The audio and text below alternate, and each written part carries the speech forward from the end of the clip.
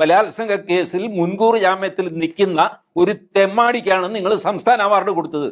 എന്നിട്ട് അതിജീവിതയ്ക്കൊപ്പം എന്ന് പറയുന്നു. നാണമില്ലേ നിങ്ങൾക്കൊക്കെ? അതിജീവിതയ്ക്കൊപ്പം എന്ന് പറയുന്ന ആളുകൾ ഈ വേടന്റെ കാര്യം വന്നപ്പോ ആരുടെ കൂടെയാണ് നിന്നത്? വേടൻ മുൻകൂർ ജാമ്യത്തിൽ നടക്കുകയല്ലേ, അവിടെ ഒരു അതിജീവിത ഇല്ലേ? അതിന്റെ കൂടെ ആരെങ്കിലും നിൽക്കുന്നുണ്ടോ? ആ വേടന് നിങ്ങൾ സംസ്ഥാന അവാർഡ് കൊടുത്തു, സത്യമല്ലേ?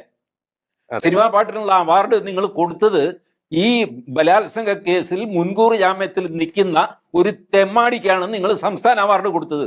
എന്നിട്ട് അതിജീവിതയ്ക്കൊപ്പം എന്ന് പറയുന്നു.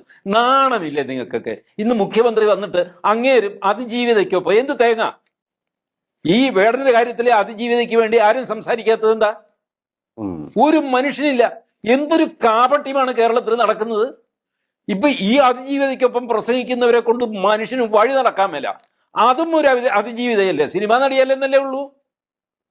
ആ പാവത്തിന്റെ കൂടെ ആരും നിൽക്കുന്നില്ല. മാത്രമല്ല, അവരെ പീഡിപ്പിച്ച ആള് യോഗ്യൻ, മാന്യൻ, മുൻകൂർ ജാമ്യത്തിൽ നടക്കുന്നവൻ വേടൻ, അവന് സംസ്ഥാന അവാർഡ് കൊടുത്തിരിക്കുന്നു. എന്നിട്ട് അതിജീവിതയെ പറ്റി പറയുന്നു. ഇത്രയും കാപട്യം നിറഞ്ഞ ഒരു സമൂഹം കേരളത്തിലല്ലാതെ വേറെ എങ്ങും കാണാൻ പറ്റില്ല. ഞാനിത് ചോദിക്കില്ല, പറയില്ല, അത് ലിയോ എന്നെ കൊണ്ട് പറയിപ്പിക്കുകയാണ്. നൗ ടെൽ മീ, നിങ്ങൾ എവിടെയാണ് അതിജീവിതയ്ക്കൊപ്പം നിന്നത്? ഒരു മനുഷ്യൻ ഈ അതിജീവിതയ്ക്കൊപ്പം എന്ന് പറഞ്ഞ് ചെണ്ട കൊട്ടുന്ന ആൾക്കാർ മൊത്തം അതിനകത്ത് എന്തൊരു കഷ്ടം. ഡയറക്ടർ ജനറൽ ഓഫ് പ്രോസിക്യൂഷൻ ആയിരുന്നു ആസിഫ് അലി. ആസിഫ് അലി സാറും വന്ന് പറയുന്നു അതിജീവിതയ്ക്കൊപ്പം.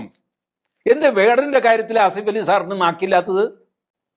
എത്ര, ഞാൻ മാന്യന്മാരുടെ ഒന്നും പേര് പറയുന്നില്ല, ഈ അതിജീവിതയ്ക്കൊപ്പം എന്ന് പറഞ്ഞ് ക്യാമ്പയിൻ നടത്തുന്നത് മുഴുവൻ കാവടികന്മാരാണ്.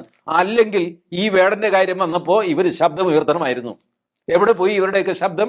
എവിടെ പോയി ചാനലുകാരുടെ ക്യാമ്പയിൻ? എന്താ അതിജീവിതയ്ക്ക് കുഴപ്പം? സിനിമാ നടി അല്ലാത്തത് കൊണ്ടോ? കാപട്യത്തിനും ഒരു അതിര് വേണമല്ലയോ? എന്തിനും വേണം ഒരു മര്യാദയൊക്കെ. നിങ്ങൾക്ക് ഇഷ്ടപ്പെട്ട ഒരു അതിജീവിതയെ കിട്ടിക്കഴിഞ്ഞാൽ നിങ്ങൾ ആഘോഷിക്കും. അല്ലാത്ത അതിജീവിതയ്ക്കൊന്നും നാണവും ഇല്ല, മാനവും ഇല്ല. അവരെ പീഡിപ്പിച്ചവനെ നിങ്ങൾ ആഘോഷിക്കും. This is what is happening. Outrageous. എന്തൊരു കഷ്ടമാണ്.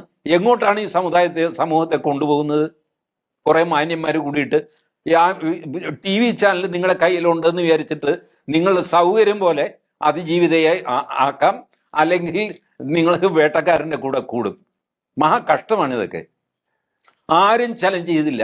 WCC പോലും ചലഞ്ച് ചെയ്തില്ല വേടൻ അവാർഡ് കൊടുത്തപ്പോ. എന്തൊരു കഷ്ടം. തമിഴ്നാട്ടിൽ ആരോ വൈരമുത്തുവോ ആരോ, അങ്ങേരുടെ പേരിൽ ഒരു മീറ്റു കേസുണ്ട്, അങ്ങേർക്ക് ONVയുടെ പേരിലുള്ള അവാർഡ് കൊടുക്കാൻ പോകുന്നു എന്ന് പറഞ്ഞിട്ട് കലാപം ഉണ്ടാക്കിയവരാണ്